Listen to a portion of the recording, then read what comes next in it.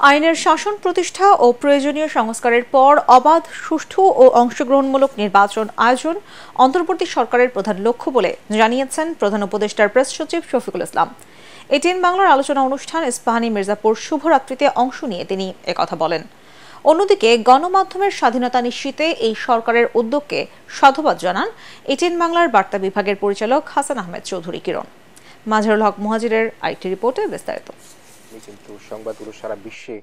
ATN বাংলার আলোচনা অনুষ্ঠান ইস্পাহানী মির্জাপুর শুভরাত্রি অনুষ্ঠানে অতিথি হিসেবে যোগ দেন অন্তর্বর্তীকালীন সরকারের প্রধান উপদেষ্টার প্রেস সচিব শফিকুল আলম।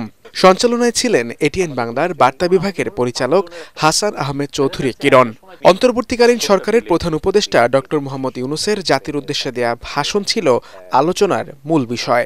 গত 15 বছর কি গত 30 বছরে এত সুন্দর ভাষণ কেউ দিয়েছেন আমার তো মনে পড়ে না। এ সময় প্রধান উপদেষ্টার প্রেস সচিব জানান, বাংলাদেশ যেন কল্যাণমুখী, উন্নয়নশীল ও গণতান্ত্রিক রাষ্ট্র হয়ে ওঠে সেই লক্ষ্যেই কাজ করছে বর্তমান সরকার। এই গভর্নমেন্টের মূল যে লক্ষ্য সেটা হচ্ছে যে খুব ভাইটাল কিছু রিফর্ম, যেটা বাংলাদেশকে একটা, উনি একটু পলিটিক্যাল সেটেলমেন্টের কথা বলেছেন, এমন ভাইটাল রিফর্ম আমরা করব যেটার জন্য সত্যিকার অর্থে পুরো জনগণ উপকৃত হয়, বা যে ইলেকশনটা হয় সেটা যেন ফ্রি, ফেয়ার, পার্টিসিপেটরি হয়, সবাই যেন এটাকে খুব স্বতঃস্ফূর্তভাবে পার্টিসিপেট করে, তাদের গভর্নমেন্টকে নিয়ে আসতে পারে। তিনি বলেন, বিচার বিভাগ ও গণমাধ্যমের স্বাধীনতা সহ দেশের আর্থিক খাতের সংস্কার অন্তর্বর্তী সরকারের অন্যতম লক্ষ্য। Freedom of press, freedom of speech non negotiable.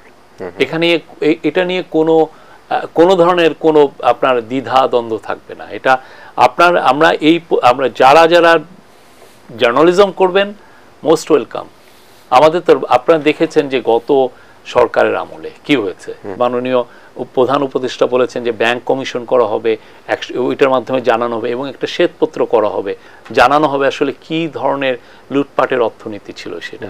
এ সময় প্রধান উপদেষ্টার জাতির উদ্দেশ্যে দেয়া ভাষণের নানা দিক তুলে ধরেন এটিএন বাংলার বার্তা বিভাগের পরিচালক হাসান আহমেদ চৌধুরী কিরণ।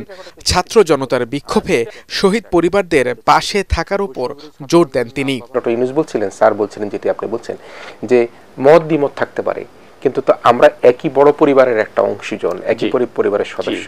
অনেক হাসপাতালে অনেক লাশ পড়েছিল, কিন্তু হাসপাতাল কর্তৃপক্ষ সেটি গণমাধ্যমের কাছে স্বীকার করতে পারেনি। আমরা আশা করব সেই শহীদদের যে নামের তালিকা সেটা প্রকাশিত হবে, আমরা জানতে পারবো এবং শহীদদেরকে আমরা মর্যাদা দিতে পারবো। আমরা গণমাধ্যমের স্বাধীনতা নিশ্চিতে অন্তর্বর্তীকালীন সরকারের উদ্যোগে সংবাদকর্মীদের মধ্যে স্বস্তি ফিরবে বলেও মনে করেন তিনি।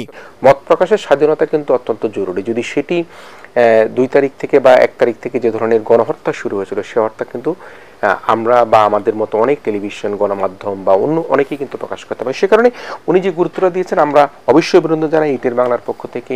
মাজহারুল হক মুহাজির, এটিএন বাংলা, ঢাকা। গণমাধ্যমের স্বাধীনতার কথা বলেছে।